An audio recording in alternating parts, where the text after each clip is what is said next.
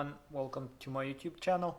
In today's short video I'm going to show you all how to disconnect or remove these controls. So here we have a regular steering wheel. This is the base model steering wheel. This is not one of those M Sport or M3 steering wheels. This is just a plain regular steering wheel that comes on base models E90, E91, 92, 93 and such. I have never seen these wheels on E82. In any case, this steering wheel is the one with the triangular airbag, I guess, unlike the M Sport and such that have round airbags. I have a video that shows how to get the airbags out of all of these steering wheels, and like I was trying to state in the beginning of this video, today I'm going to show you all how to get these controls out of disconnected from the steering wheel or removed from the steering wheel. These plastics, by the way, are not as terrible as those on M Sport and such steering wheels that have that rubberized coat. And this one is this is a regular plastic, just, well, in BMW's universe I guess it's a regular plastic, and as far as you can see I cleaned it, and it's not really, like, it doesn't show much of a wear. That's an unusual thing. This steering wheel is fairly used. So in any case, whatever you want to do with these plastic pieces, these are controls basically on the left side and on the right side, and like I said, if you want to do something with them, it's much easier to just get these separated from the steering wheel itself and just do whatever. Here's an example. Like I said, that's the 3M Dynoc carbon fiber vinyl. Yes, it is vinyl, but it's one of those nice vinyls that is not fake, and this is actually can be clear coated. So if you feel like doing replicating factory carbon fiber trim, you can clear coat this vinyl, and Dynoc can be clear coated, unlike some 1080 or 2080 carbon fiber vinyl, which is more of a plain vinyl. This is more of a, it's got some kind of a aluminum film embedded into the structure, so it's a really nice vinyl. It's much more durable. It's can be used on exteriors, outside and such, and it's not going to fade, or it's not going to get scratched up easily. So let's get back to the removal of this piece. That and this one, well, this one is already back in place, but this one, so there is nothing special about the removal process. There is no screws on the back side or anywhere else, no screws, nothing like that. It's got no clips to remove. You just have to have a screwdriver, and you basically have to start pulling this up like that. You can see that if you start pulling this up, it starts to separate.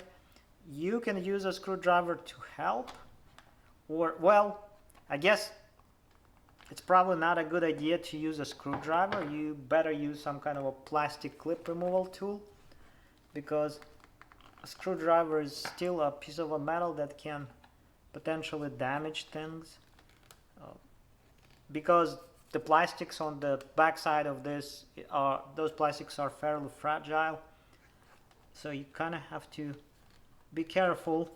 Don't do what I'm doing here. Although this is a how-to, so I better get that stupid tool. If you own a BMW and you still don't have these tools, you better get a set of them, because, or any other car, actually, it doesn't matter. These are plastic clip removal tools, and these are much safer to use on any trim pieces. And what you have to do is just pry this off, basically. It's going to resist naturally, but with persistence you will be successful.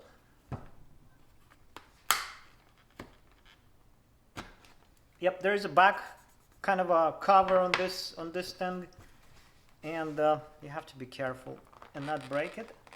You also have cables, naturally, since it's a control type of a device. So that's how this separates. It's got a bunch of pegs, I guess, on the back side that just go into these holes here. This connector is weirdly placed, but that's a heater. And at this point, if you're removing two of them, right, you can just peel the other side off and I guess do whatever, although you still have a kind of a problem with the buttons if you're trying to do the paint and all. At that point, what I did, you just pull this back cover off, and to do that, it's got a bunch of tabs, I guess, around. So you just have to press those tabs in or out. In any case, you have to be careful, but here this becomes a little bit more difficult because, yep, that's the one, well, that's one that clicked. So you kind of have to either work them one by one. There you go. So it starts to separate like that. There are more on this side. So in all, 1, 2, 3, 4, 5, I guess.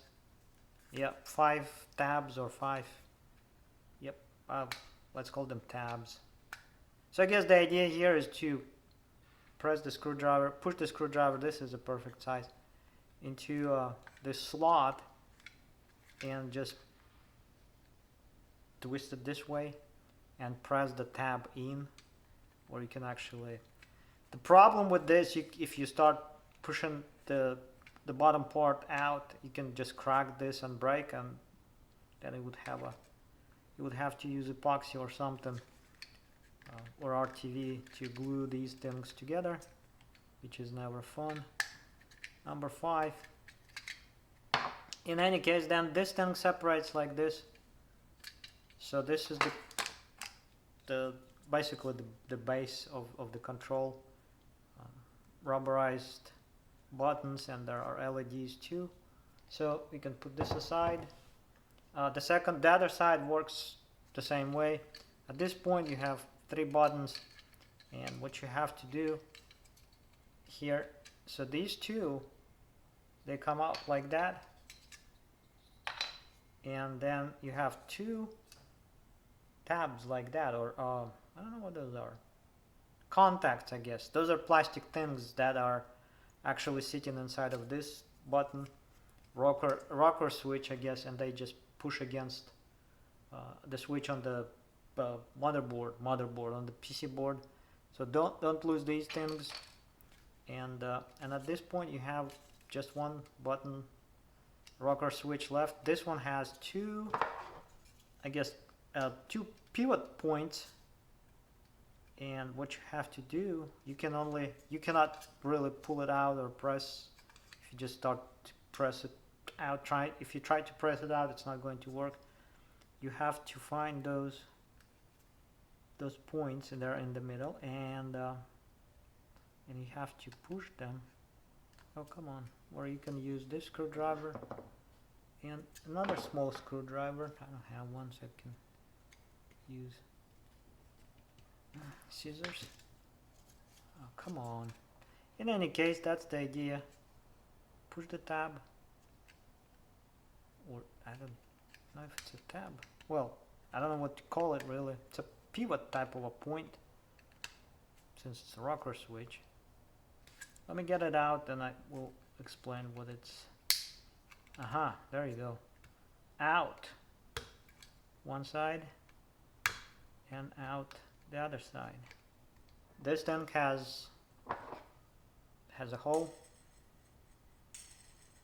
and these holes, they basically clip over 2 bosses, and these are the tabs here. So you have to press them, the tabs with the bosses, you have to press them in, or on the rocker switch you have to press the matching, I guess, features out. Try not to press too hard because you can You can break this fairly easy. It's all plastic. And at this point you have this tank that is just a piece of a plastic, and you can do whatever. You can paint it, you can wrap it with vinyl, you can do whatever you want to do with it. And the reinstallation, reinstallation of this is basically you just press it in. There is nothing that holds it. No magic, I guess here. Well, all the magic. There's magic. The magic is the German engineering. So you just press basically 1, 2, 3, 4, 5 of them, and no, 6. So they just go back into the cavities, all these holes here, and all of this is kind of a rubberized plastic or a rubber, and that's pretty much all. So I'm going to do the same vinyl trim upgrade, I guess that's what it's called. And I could have also painted it. So that's it. That's how you do it. That's how you separate these, whatever you want to do with them. If you want to maybe just replace those, or you have something going on with the controls, something is wrong with the wiring or whatever reason, that's how you extract or separate these controls from this steering wheel. And like I said, this is the base model. I was going to say pre-LCI, but this is not a pre-LCI because this thing is a 2011. It's just a base model steering wheel that has a triangular shape airbag. So that's how you do it.